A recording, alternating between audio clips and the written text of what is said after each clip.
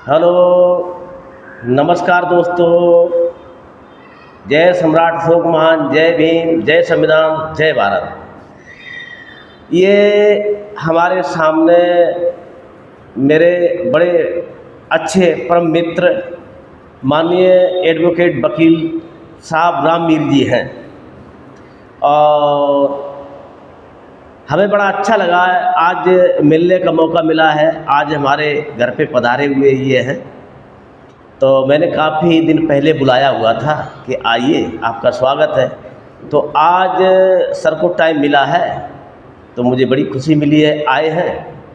तो इस पे मैं बात करना चाहता हूँ कि वकील साहब से पूछना चाहता हूँ, वकील साहब हमारी बहुत सारी महिलाएं हैं, बहुत सारे बच्चे हैं जो ये विशाल मशाल यात्रा या धरना प्रदर्शन दुर्गा पार्क में काफ़ी समय से चल रहा था, तो ये हकीकत में है क्या?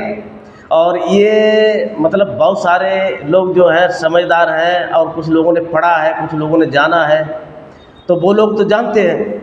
और काफ़ी सारी महिलाएं आई, गाना बजाना किया, ढोलक बजाई, उन्होंने पूरा समय भी दिया, बेचारी निस्वार्थ वहाँ पे आती रहीं और बड़ी मेहनत से उन्होंने कारवां को आगे बढ़ाया है। तो कम से कम ये वीडियो बनाने का हमारा मकसद जो है यही है कि आप सब लोगों को इस धरना प्रदर्शन को लेकर के, इसमें जो एक्ट लगे हुए हैं और ये जो कब्जा कर रखा है विरासत पे, ये क्या है और ये बीटी एक्ट 149 है क्या, इसके बारे में हम माननीय एडवोकेट साहब से ये बात पूछना चाहते कि ये सर बताएं हमें सारी बात क्या है, क्या चीज़ है ये मतलब इन लोगों को नहीं समझ में आती है। बहुत सारे लोग हमें फ़ोन करके पूछते हैं, तो मैंने कि इसके ऊपर भी एक दिन मैं वीडियो बढ़िया सी बना के एडवोकेट साहब को बुला लेंगे और बात करके वीडियो बना के और आपको पेश कर देंगे, आपको जानकारी मिल जाएगी। तो सर इसमें थोड़ी सी आप रोशनी डालें, हमारे दर्शकों को समझाएं कैसा है, क्या है ये सब। सबसे पहले तथागत गौतम बुद्ध को नमन करते हुए, डॉक्टर भीमराव अम्बेडकर जी को नमन करते हुए, धम्म राजा सम्राट अशोक को नमन करते हुए और हमारे बहुजन समाज में जन्मे तमाम समाज सुधारक सबको नमन करते हुए, मैं सबसे पहले आदरणीय सतीराम जी को बहुत बहुत साधुवाद देता हूँ कि एक यूट्यूब चैनल चलाते हैं आदरणीय सतीराम जी, PMDH के नाम से, के माध्यम से जो हमारा सोया हुआ समाज है, कहना चाहिए जिसका खून बिल्कुल ठंडा पड़ गया है, जिसके खून में बिल्कुल गर्म नहीं है, उसमें गर्मी लाने के लिए अपनी छोटी छोटी यूट्यूब वीडियो बनाकर लोगों तक पहुंचाने के लिए, और उस यूट्यूब जो वीडियो थी उस वीडियो को देखकर जो लोग बिल्कुल कहना चाहिए कि अपने आप को किसी का ये समझ लिया था कि भाई हम बिल्कुल किसी के गुलाम बन के रह गए हैं, अब हम कुछ नहीं कर सकते, उन लोगों को भी ये लगा कि नहीं, हम भी कुछ हैं और हम अगर लड़ाई लड़ेंगे तो हम अपनी विरासत को बचा सकते हैं।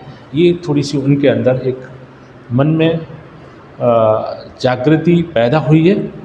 इसके लिए हम बहुत बहुत धन्यवाद करता हूँ और बहुत बहुत साधुवाद करता हूँ और तथागत गौतम बुद्ध से प्रेयर करता हूँ कि तथागत गौतम बुद्ध की करुणा हमेशा आदरणीय सतीराम जी के साथ बनी रहे, इनके फैमिली पर बनी रहे और ऐसे ही लोगों को यूट्यूब चैनल के माध्यम से वीडियो भेजकर जागृत करते रहें।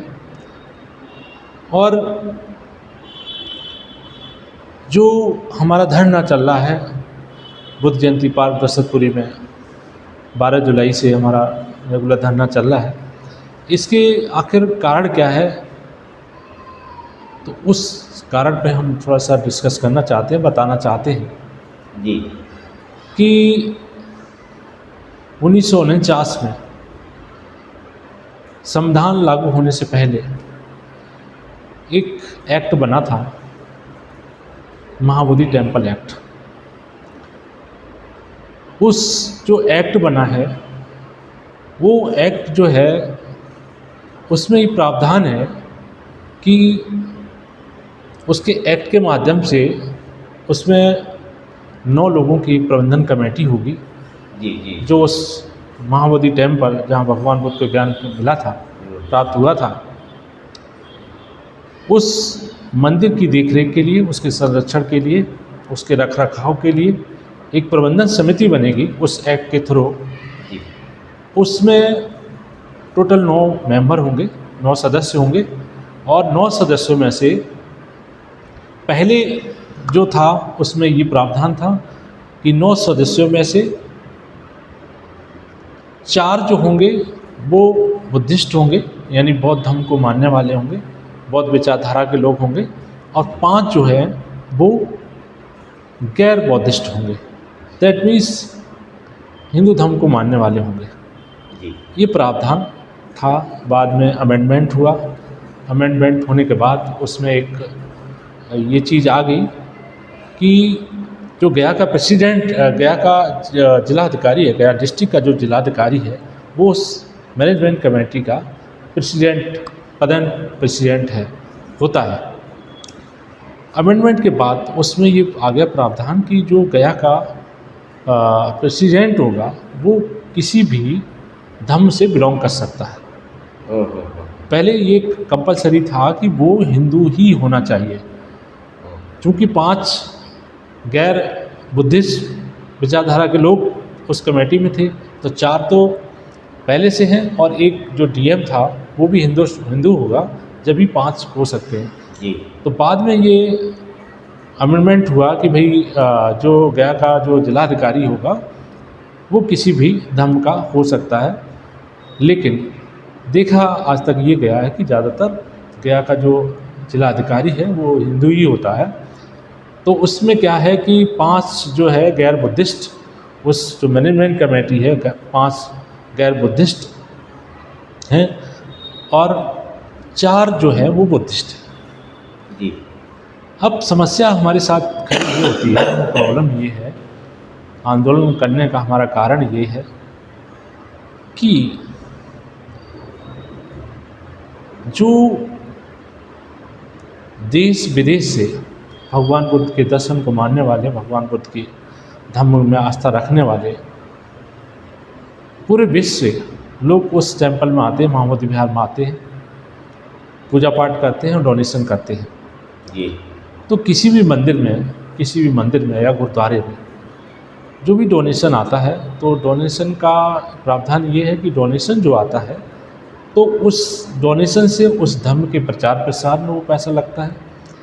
वहाँ पर जो लोग आते हैं, दर्शन करने आते हैं, पूजा पाठ करने आते हैं, उनकी स्वास्थ्य की व्यवस्था के लिए उस पैसे से, डोनेशन के पैसे से हॉस्पिटल होना चाहिए, एजुकेशन होना चाहिए, जहाँ पर जो हमारे भिक्षु हैं उनको शिक्षा दी जा सके धर्म की। उस पैसे जो डोनेशन का पैसा आया उससे एक बढ़िया सी यूनिवर्सिटी होनी चाहिए थी, कोई स्वास्थ्य की सुविधा होनी चाहिए थी, उनका रैन बसेरा होना चाहिए था, उनको रहने की, जो विदेश से आते हैं महंगे महंगे होटल करते हैं, डोनेशन करते हैं, मंदिर में पैसा देते हैं, वहाँ पर बस उनको रहने की कोई व्यवस्था आज तक नहीं बनाई गई। ना ही हॉस्पिटल है, रहने की कुछ व्यवस्था है, ना ही एजुकेशन का कोई सिस्टम है। जो बौद्ध धर्म को मानने वाले हमारे बौद्ध भिक्षु हैं, धर्म को पढ़ाने के लिए कोई यूनिवर्सिटी नहीं है। तो जो पैसा चढ़ाना आता है, वहाँ पर डोनेशन आता है, वो आखिर पैसा जाता कहाँ है? सबसे पहला क्वेश्चन ये है। बिल्कुल सर, बिल्कुल। तो जो ये पैसा आया धर्म के नाम से लोगों ने चढ़ाया, भगवान बुद्ध के धर्म के प्रचार प्रसार के लिए पैसा चढ़ाया कि जो हमने डोनेशन कर रहा है इससे भगवान बुद्ध के धर्म का प्रचार प्रसार होगा, बट उस धर्म का प्रचार प्रसार बिल्कुल ही नाम मात्र के लिए नहीं होता। तो वो पैसा जाता कहाँ है? तो मैनेजमेंट जो कमेटी है जी, जिसमें 4 बुद्धिस्ट हैं और 5 जो है हिंदूवादी है, ज़्यादातर यही है कि महंत जो है वहाँ पर वो है, महंत के और साथी है। तो हमारा विरोध ये है कि भाई कोई भी मंदिर, कोई भी मस्जिद, जो उसकी जो प्रबंधन कमेटी होती है वो उसी विचारधारा के लोगों की होती है। अगर मस्जिद है तो मस्जिद मुस्लिम धर्म के लोगों की प्रबंधन कमेटी में होंगे, अदर कोई हिंदू नहीं हो सकता। या हिंदू धर्म के कोई मंदिर है तो वहाँ पर कोई अदर धर्म का उस कमेटी में मेंबर नहीं हो सकता। बिल्कुल नहीं होना चाहिए। बिल्कुल। तो जो बीटी एक्ट है 1949 है, ये संविधान से पहले बना हुआ एक्ट है। संविधान लागू होने के बाद ये गूढ़ बात है। हाँ, ये गूढ़ बात है दोस्तों, इसको समझना है। जो संविधान लागू होने के बाद कोई भी एक्ट जो संविधान की मूल प्रस्तावना है, प्रस्तावना के अगेंस्ट, प्रस्तावना को ये माना जाता है कि वो संविधान की आत्मा है जी। उस आत्मा के अगेंस्ट कोई कानून बना है तो उसको निरस्त माना जाएगा। ये हमारे अनुच्छेद 13 में बोला है। बिल्कुल बिल्कुल। तो जैसे ही संविधान लागू हुआ था तो वो एक्ट को निरस्त कर दिया जाता।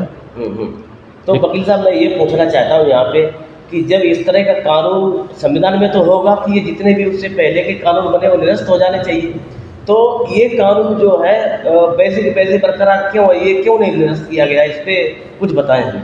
ये हमारी देश की दुर्भाग्य है कि सच को सच और झूठ को झूठ कहने वाले कम लोग हैं। जो राजनेता हैं हमारे देश के, जो कानून बनाते हैं जी, जो विधायिका है हमारी, जी जी, कानून जो बनाते हैं, उनको जो वोट बैंक से लेना देना होता है कि हमारा वोट बैंक कहीं अगर हमने इस कानून को निरस्त कर दिया जो कि काला कानून है और अपने आप से ही इसको निरस्त हो जाना चाहिए था, आज हमें आंदोलन करने की ज़रूरत नहीं थी। ये उनको सबको पता है, जो हमारे विधायिका है, जो कानून बनाती है, जो सांसद हैं, विधायक हैं जी, उनको सबको पता है ये काला कानून है और गलत है, ये लॉ के अगेंस्ट है, संविधान की मूल प्रस्तावना है उसके अगेंस्ट है। तो वकील साहब, एक बार मैं और पूछना चाहता हूँ आपसे एक बात कि जब हमारे देश के प्रधानमंत्री जी बाहर जाते हैं तो कहते हैं बुद्ध की धरती से आए हैं और बुद्ध के बारे में बहुत सारी बातें करते हैं कि हमें युद्ध नहीं बुद्ध चाहिए, तो उनको ये चीज़ क्या मालूम है कि नहीं है मालूम कि इस तरह का जो कानून है निरस्त होना चाहिए कि नहीं होना चाहिए, या हमारे लोगों ने उस पर कुछ किया कि नहीं किया अभी तक? ये हमारे प्राइम मिनिस्टर जो जाते हैं तो उनको ऐसा नहीं है कि पता नहीं है, उनको सब पता है। बीटी एक्ट के बारे में भी पता है, उनके खिलाफ इतने बड़े आंदोलन हो रहे हैं देश में, मसाले यात्राएं निकल रही हैं, जगह जगह धरने हो रहे हैं जी। तो उनको इस बात की नॉलेज है, उनके सब पता है उनको। लेकिन कहीं न कहीं इस जो हमारे देश की राजनीति है, वो राजनीति उनको वो काम जो काम करना चाहिए वो काम नहीं करने देने, क्योंकि उनके अंदर एक कहना चाहिए कि अपने वोटर को नाराज़ ना हो जाए। वोटर जो हिंदूवादी वोटर हैं, जो हिंदू धर्म को मानने वाले वोटर हैं, उनको लगता है कि अगर हमने ये बीटी एक्ट निरस्त कर दिया तो हमारा वोटर नाराज़ हो जाएगा। चाहे भले ही ये कानून के बीटी एक्ट कानून जो है वो कानून के अगेंस्ट है, लेकिन उसको निरस्त करने में उनको परेशानी सिर्फ इसलिए हो रही है कि वो सिर्फ वोट की राजनीति करते हैं। उनको अपनी सत्ता चाहिए, सत्ता चले भले ही कानून के अगेंस्ट जाके सत्ता स्थापित करें, बट उनको सत्ता चाहिए। ये बात भी पता है, विदेश में जाते हैं और कहते हैं कि भाई हम बुद्ध की धरती से आए हैं और हमें युद्ध नहीं बुद्ध चाहिए। वहाँ पर भी एक मजबूरी हमारे प्राइम मिनिस्टर की या जो भी नेता जाते हैं वहाँ पर भी उनकी मजबूरी होती है जी। उस मजबूरी के तहत बोलते हैं। उनको पता इस चीज़ का है कि जहाँ बुद्ध का नाम लेंगे तो उनको इज्जत सम्मान से देखा जाएगा जी। और बुद्ध का नाम नहीं लेंगे तो इज्जत सम्मान नहीं मिलेगा, क्योंकि भगवान बुद्ध का जो धर्म है वो वैज्ञानिकवादी धर्म है, तर्कवादी धर्म है, इसमें कोई रूढ़वादिता नहीं है, पाखंडवाद नहीं है। तो उनको ये पता है कि विदेश में जाते हैं, जो हमारी डेवलप कंट्रियां हैं वहाँ जाते हैं, तो उनको ये भी पता है कि डेवलप कंट्री जो हुई है वो भगवान बुद्ध के धम्म के दर्शन पर चलकर डेवलप हुई है जी जी जी। और हम वहाँ पर अगर कोई रूढ़वादी व्यवस्था वाली बात करेंगे तो वहाँ पर मेरी बात कोई सुनने वाला नहीं है। इसलिए कभी भी वो नहीं कहते कि हम कृष्ण की धरती से आए हैं, हम राम की धरती से आए, लेकिन जैसे ही वो अपने देश में आते हैं, यहाँ पर वो सिर्फ उनको सत्ता दिखाई देती है और कुर्सी दिखाई देती है। उस कुर्सी के लालच में वो जो गलत कानून है उसका सपोर्ट कर रहे हैं, उसको निरस्त नहीं कर रहे हैं। तो यहाँ पे इतनी सारी जनता है भारत की, इनको भी तो ये बात समझ आ जानी चाहिए कि जब हमारे प्रधानमंत्री बाहर जाते हैं, विदेश जाते हैं, तो बुद्ध की धरती से बोलते आए हैं और यहाँ आकर के दूसरी चाल चलते हैं, तो हमारे देश की जनता ये सो क्यों रही है, ये समझ क्यों नहीं पा रही है इस चीज़ को? एक तो इस पे बात बताएं और दूसरी बताएं कि अब ये क्या चल रहा है, अभी इसकी कब सुनवाई है और आगे मतलब क्या होने वाला, आपको क्या लगता है ये हमारा जो सिस्टम है कहाँ तक पहुँचेगा? और क्या ये धरना प्रदर्शन ऐसे ही चलता रहेगा या कुछ लग रहा है कि इसमें कोई नए एविडेंस तैयार होंगे और कुछ निकल के आएगा? पहली बात जो आपने क्वेश्चन करा कि हमारी देश की जनता इस चीज़ को समझ क्यों नहीं पा रही है, इस पर मेरा एक विचार है। मैं सबसे पहले यही कहता हूँ कि हमारे देश में हजारों सालों से लोगों को 1947 में हमको देश से आज़ादी तो मिल गई, अंग्रेज़ों से आज़ादी से मिल गई। एक कहना चाहिए कि हमारी शारीरिक आज़ादी मिल गई, लेकिन मानसिक आज भी हम गुलाम हैं। वो उस गुलामी से, जैसे एक गांव में कैसी रहट होती है, रहट बीच में जो कि पानी निकाला जाता है और उस ताला उस जो कुआं होता है, उस कुएं के चारों तरफ बैल घूमता रहता है और उसके पीछे किसान है या कोई भी है उसको थोड़ी देर के लिए हाँकता है। इसके बाद वो हाँकना बंद कर देता है, लेकिन वो जो बैल है वह लगातार घूमता रहता है।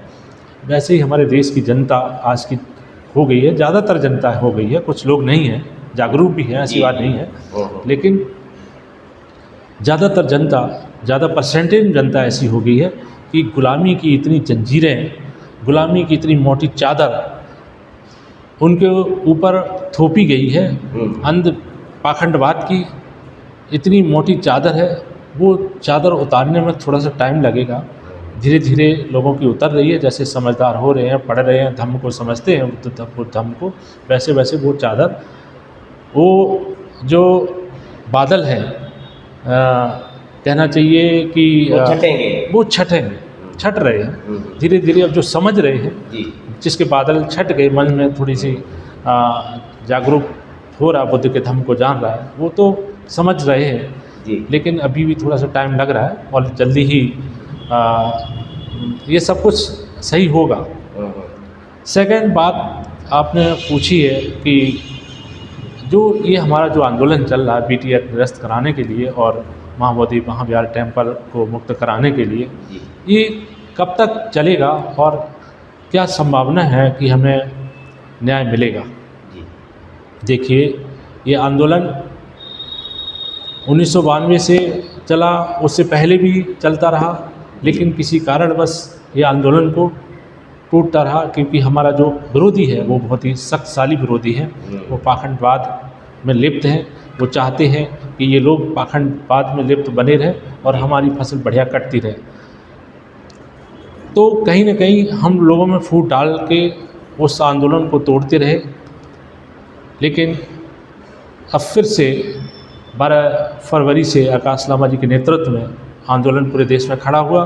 पूरे देश में मशाल यात्राएं निकाली जा रही हैं और अभी 26 अक्टूबर को दिल्ली में विशाल मशाल यात्रा निकाली गई और हमारी सुप्रीम कोर्ट में भी हियरिंग चल रही है इस केस के रिगार्डिंग। बनते सुरेश देसाई ने मुकदमा फाइल करा था, उसकी हियरिंग 30 अक्टूबर को हुई थी और 30 अक्टूबर को जो एक अमेंडेड पिटीशन फाइल करी गई थी, पहले जो मुकदमा फाइल करा गया था उस टाइम थोड़ी पिटीशन में कमी रह गई थी, हमने कुछ जो उसमें धाराएं थी उसको चैलेंज करा था, लेकिन अब जो अमेंडेड पिटीशन गई है उस अमेंडेड पिटीशन में पूरे बीटी एक्ट को निरस्त कराने की हमारी प्रेयर है और उस प्रेयर को कोर्ट ने एक्सेप्ट अलाउ कर दिया और हमारी नेक्स्ट सुनवाई जो 27 नवंबर को है और जो अगेंस्ट पार्टी है उनको रिप्लाई फाइल करने का ऑर्डर पास किया कि भाई आप रिप्लाई अगर फाइल करना चाहते हो तो आप रिप्लाई फाइल करिए, और 27 नवंबर को हमारी सुनवाई होनी है।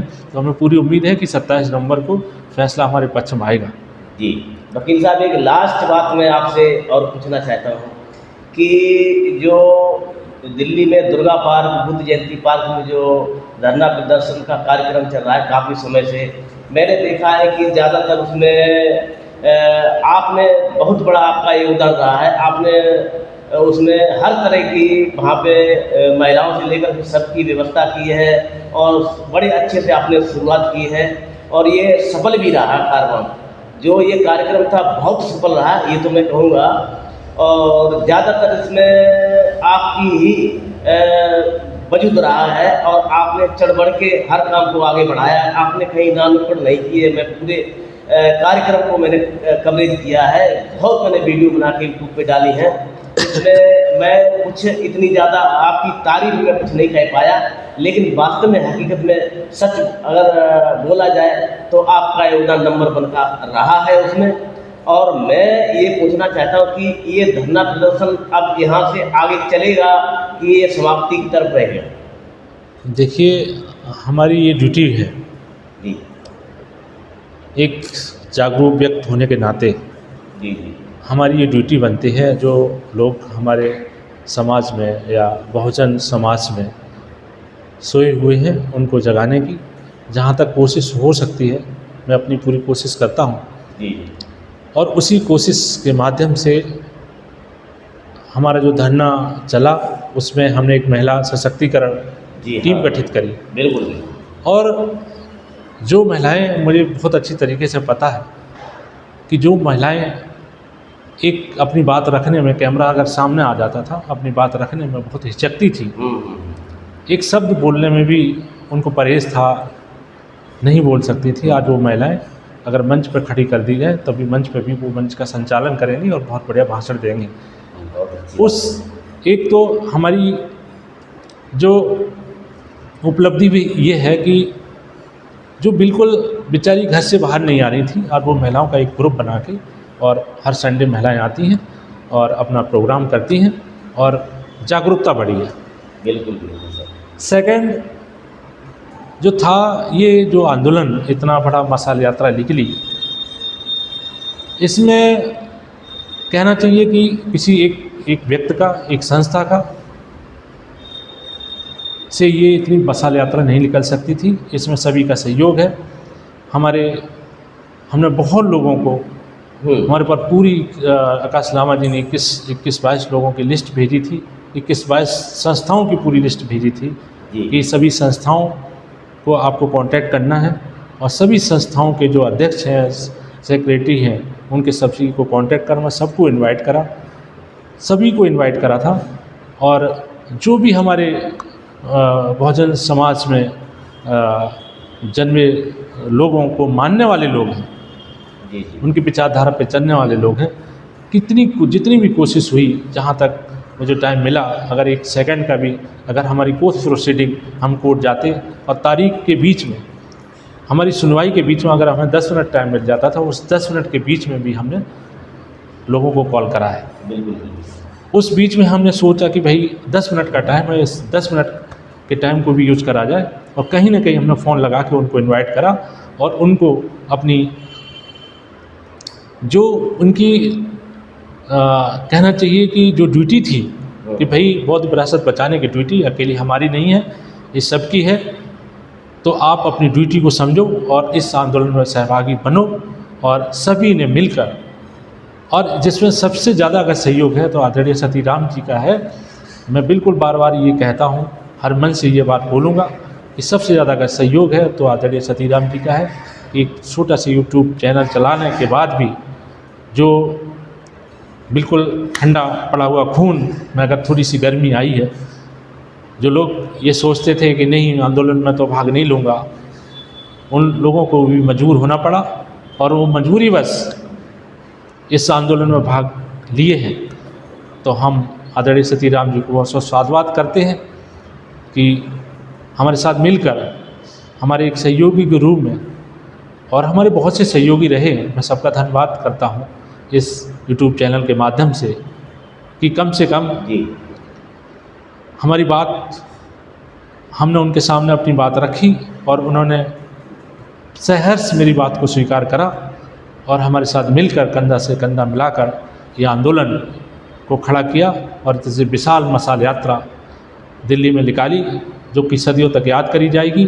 और वो जो मशाल यात्रा निकली है, मैं आपको एक बात और बताना चाहता हूँ, इसका बहुत बड़ा प्रभाव पड़ा है। सेकंड, जो मशाल यात्रा पूरे देश में निकल रही थी, उसका एक प्रभाव ये पड़ा है कि जो बिहार में इलेक्शन है, इंडिया गठबंधन ने अपने मैनिफेस्टो में ये बात लिखी है कि अगर बिहार में इंडिया गठबंधन की सरकार बनती है तो महाबोधि महाविहार हम बौद्धों को सौंपेंगे।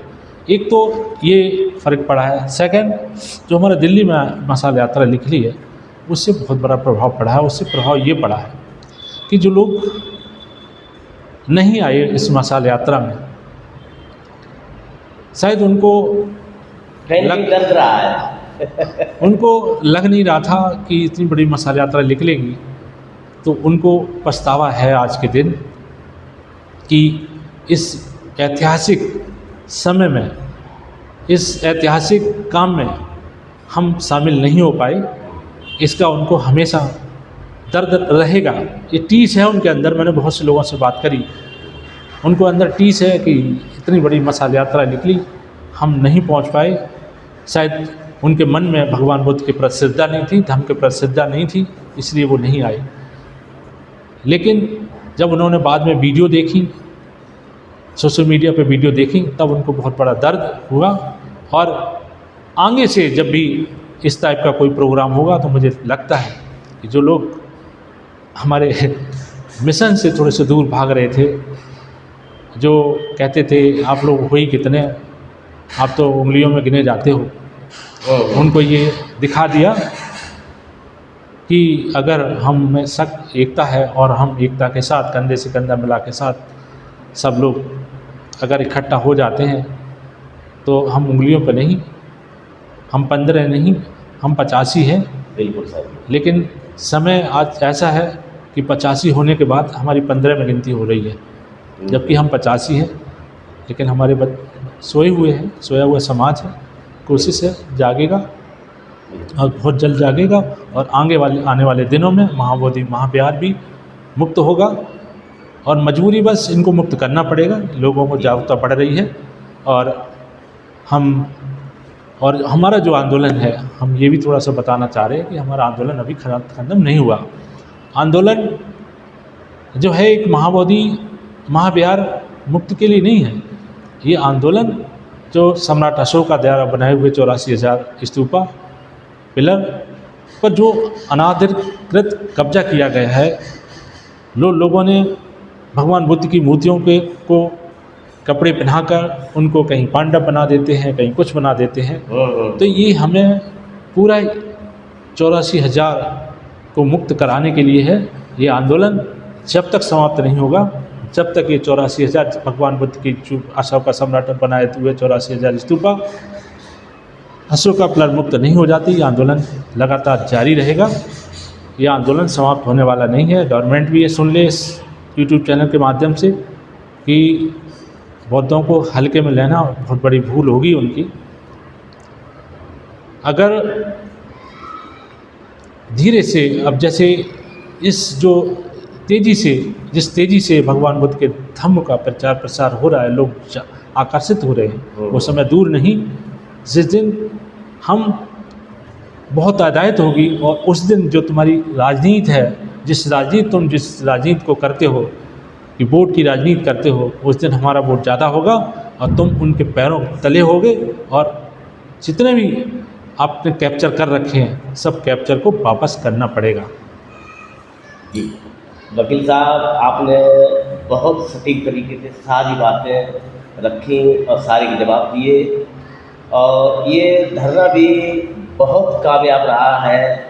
मशाल यात्रा जो है बहुत कामयाब रही है, क्योंकि इतने लोग जुटाना ये सबकी बस की बात नहीं थी और ये कारवां सदियों तक याद रहेगा लोगों को। ये इतिहास में नाम छोड़ गया है।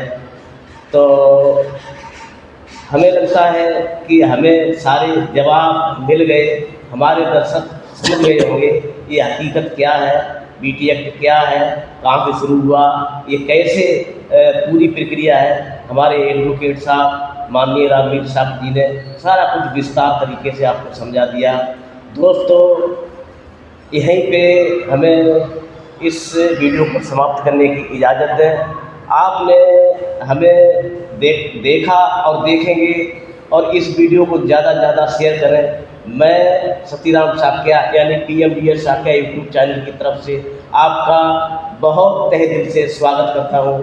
दोस्तों, आज हमें यहीं पे इजाज़त दें। धन्यवाद, धन्यवाद, नमो बुद्धाय। हाँ, होता है।